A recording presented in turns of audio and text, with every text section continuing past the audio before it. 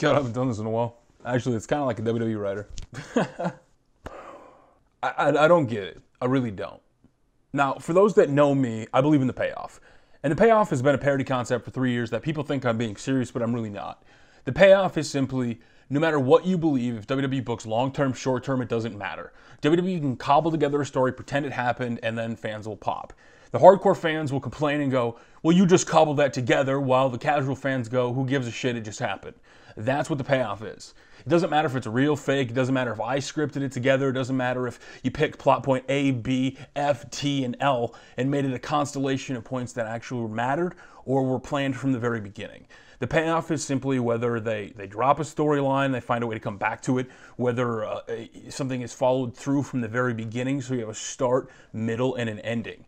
That's all the payoff is, because WWE is the one medium where you can forget about something for 6 months, come back, and all of a sudden it's fine. And it seems normal. Look at Asuka. Look at Becky Lynch. So to get upset all the time is very frustrating. And I haven't been making videos because I've been working full-time on some other stuff, Twitch Force and, other channels here on YouTube. But the recent debate that really made me want to come and actually talk to you guys again was former writers like Jimmy Jacobs talking about it's hard to be a writer for the WWE.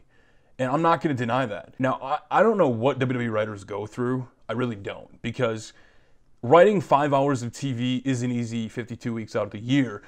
But the caveat to that is you're being paid a shitload of money to write TV for 52 weeks a year. I am one of the big believers, and I say this all the time, that the WWE Raw show isn't going to be good all the time. It doesn't have to be. As crappy as that sounds, because I just want a good TV show, if that would happen with any other show, I'd probably stop watching. But WWE has proven over the last 25 years, they can piss you off for 6 months. They'll bring back Vince McMahon and all the people that were like, you guys suck, you suck. Bow down to the Master Vince. Whether you like to believe it or not, you will. A lot of fans will kowtow to Vince, even though behind their back, shouting on the internet, they're going to chew out the company. And rightfully so. WWE Raw hasn't been that good. And again, I get that it's hard to write TV for 52 weeks out of the year, because let's say you start a storyline. You're sitting in a writer's room. Hey, Jerry, got this storyline. We're good to go here tonight. And then 5 minutes before it's about to go out, you find out that they're not medically cleared to compete. So then now you got to change up and put somebody else in the match. Now they're in the match, but it turns out they're filming promos for the next 2 weeks, so they're not going to be there, so the storyline you just started has to get dropped. And then one of your characters now has to go away for a movie for 3 months, and then everything else happens within the WWE, and it's this huge machine, so then everybody else goes, well, stop making it a damn machine. Go down to a wrestling company like Lucha or Impact or ROH, where they're just able to script out a wrestling TV show. Unfortunately, WWE is bigger than a wrestling TV show. They're always going to be the biggest. They're always going to be the most synonymous with professional wrestling. And this isn't me defending WWE, but come on. If you're going to say it's hard to write a wrestling show, which it absolutely is, I am not sticking up for them in that aspect of it. But when you're getting paid that much money, you kind of have to figure it out. Now, the only thing that I keep saying, I wonder if they're almost doing it on purpose, because look at the storyline with Natalya right now. Right? People want emotionally invested storylines, but when they do something like that, they go, it's too far. Well, you're taking it too far. How disrespectful to go after Natalya's dad. Jim Neidhart, he's a legend. He does not deserve to be brought up in this.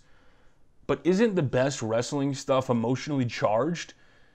If Shawn Michaels didn't love Ric Flair as much, would the super kick has meant as much? I'm sorry, I love you.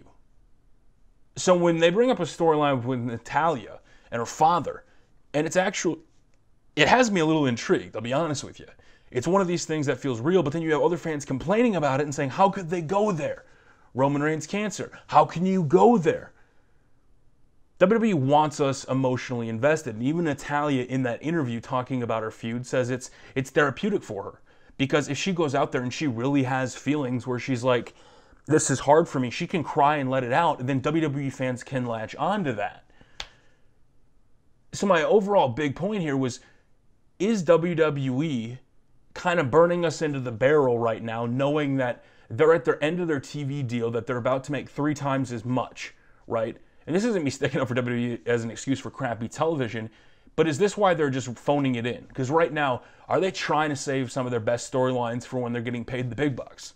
Are they just coasting along right now? Is that what it is? Or is there too many injuries going on? Is there too much things they're not able to plan for? What is it right now with WWE that makes it so hard to write for a wrestling TV show 52 weeks out of the year for 5 hours when you're getting paid millions, hundreds of millions of dollars to produce it? NXT does it, but like I've said many times, NXT has the benefit of being able to plan out a month, 2 or 3 month block. They're able to specifically go in and film talent A and B that are in a feud. If they're taping episodes and they do like 5 tapes at a time, and you know you only have to be in 2 of them, you may not be on NXT television for 2 or 3 weeks, but there's a storyline being built, so it's normal to NXT fans. Meanwhile, the writers on WWE have to deal with the fact that if somebody's already over, so they don't necessarily have to be on television, because the point of the television show should be to get people over. Like Becky Lynch, she was already over. The fans kept shouting while she was not being used, she's over. So why isn't she being used? And now magically she's being used out of nowhere. Like WWE just happened to find a storyline and it paid off. That's all the payoff has ever been. It doesn't matter if they don't use Becky Lynch. It doesn't matter if this came out of nowhere or if it wasn't planned or it wasn't scripted. It happened. So it's a payoff. Whether you wanted it or not. So I really do question if WWE is just phoning it in at this point. If they don't need to. I mean, maybe they have some big grand plan, because what they're doing with Baron Corbin so far is stuff that I've said they would do 2 or 3 months ago. And ever since the Greatest Royal Rumble, ratings have gone down, down, down, down, and have gotten lower, lower, and they've reached their lowest ratings in history. So when Natalya says we need to have fans emotionally invested, well, we're pretty emotionally invested right now with a crappy TV show.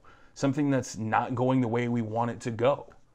Is that the plan? Does that sound like the stupidest thing ever? Why would you purposely piss off your fan base for a grand payoff? And I don't know the answer to that question. But I do know if writing wrestling is so hard, stop giving a company more money if it's so hard. You have more money. Find a way to use it. And this isn't me, again, also calling out WWE and being like, your writing sucks. It's absolutely terrible. You do nothing right. Because you are a juggernaut. You're a machine that you have to do so much and consider so much. But at a certain point, especially when guys come in and they say, oh, it's not that hard to write for WWE. Then they go to WWE and all their talk that they said before they joined the company, is it easy?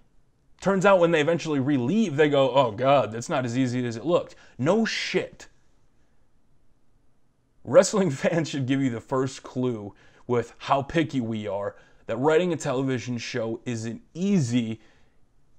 Well, writing a wrestling show is easy, but writing a WWE wrestling show that are conditioned for fans that are conditioned to have things a certain way and have been for 20 or 30 years, that's the hard part.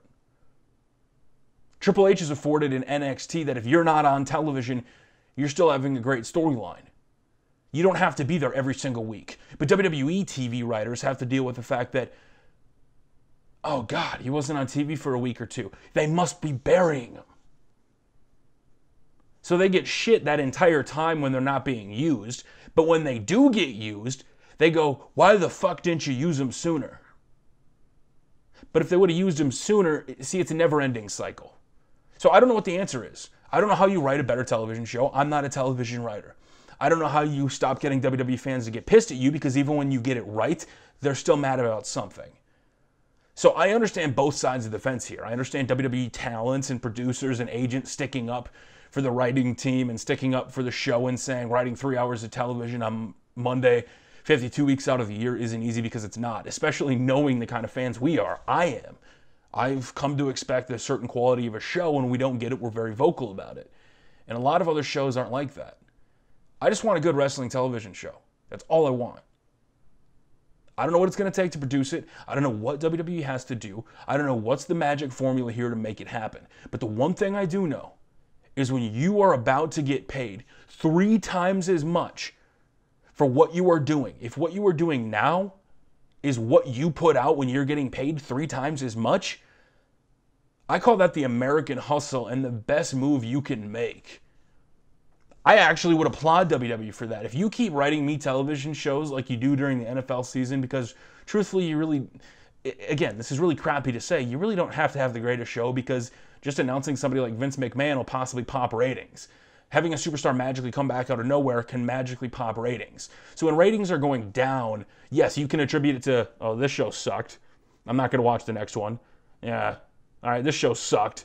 But then all of a sudden you find out somebody's coming back and I'm here.